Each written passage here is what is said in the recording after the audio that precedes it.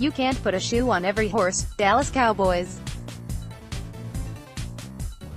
The return of David Irving to the team in 2018 should have been a welcome change for the veteran defensive lineman, following an emotionally draining off-season. The problem was Irving returned for just one practice preceding the Week 5 battle with the Houston Texans, following a 4-game suspension for violating the league's substance abuse policy, only to again be absent as he dealt with personal, family matters. Oddly enough, Irving was still moved to the active 53-man roster by the Cowboys, despite then being ruled out of the game not long after. He'd return in Week 6 against the Jacksonville Jaguars but played only 2 games before suffering a high ankle sprain that, combined with lingering off-the-field issues, sidelined him for the rest of the season.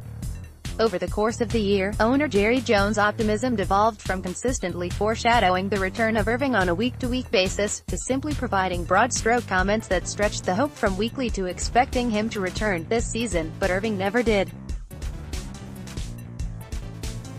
Question marks surrounding Irving's dedication to football, or lack thereof, have been well-founded for some time now. As if matters could not be any worse, there may be big trouble looming on the horizon for Irving, and it may be the straw that breaks the Cowboys' collective back regarding his situation. With Mike Fisher of 247 Sports reporting in mid-January that Irving missed multiple, mandatory NFL drug tests over the course of November and December, holding out even a glimmer of hope seems counterproductive.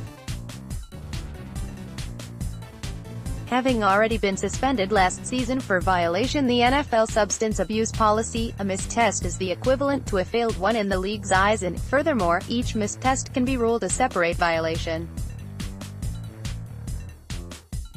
If that were to happen in Irving's case, he could end up facing an indefinite suspension that mirrors the arc of wide receiver Josh Gordon.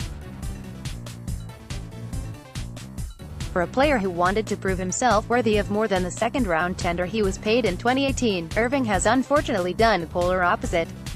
The impact of linemen Maliek Collins and Tyrone Crawford have steadied the three-tech role in a big way, and the team rattled off 5 straight wins and a 7-1 back-end stretch to the season without Irving, while remaining one of the more dominant pass-rush units in the NFL.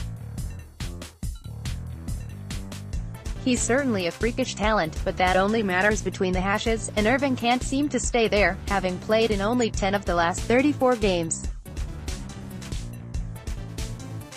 He also has just 10 starts in his 4 seasons as a professional football player, and all things being considered, you'd be hard-pressed to justify the Cowboys re-signing him after hitting him with what was essentially a prove-it deal 1 year ago, only to see the unsettled pass rusher do the exact opposite. Irving is an unrestricted free agent in March, and has done nothing to command even a medium dollar, especially for a team who continues to put work into Taco Charlton while carrying a lot of excitement on rookie Durance Armstrong and having seen impact from Daniel Ross. Charlton may have been in the doghouse, but Irving remains stuck in the outhouse, and comparing his situation to that of defensive end Randy Gregory would be wholly disingenuous for a variety of reasons. Most notably, Gregory has never been a free agent, and since his presence on the suspended, reserved list never counted against the active roster or the team's salary cap, the Cowboys were never pressed to move on from him. They probably wouldn't have even if they were put in that position, however, because Gregory has something else Irving doesn't, and it's been a key driver in seeing him reinstated and having now become one of the better comeback stories in the NFL. He craves football.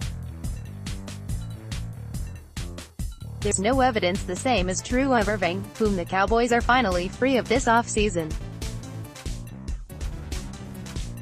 The whispers behind the scenes regarding Irving have reached a loud rumble, and nothing I'm hearing is positive. The organization has offered a mountain of assistance to help aid in Irving's off-the-field issues and turn him into the star pass rusher they know he can be, but it's time they come to the realization that if a horse isn't thirsty, it won't drink, no matter how refreshing the water might be. At a certain point, it's best to simply let the Mustang out of the stable and focus on those who are trying to get ready for the Derby.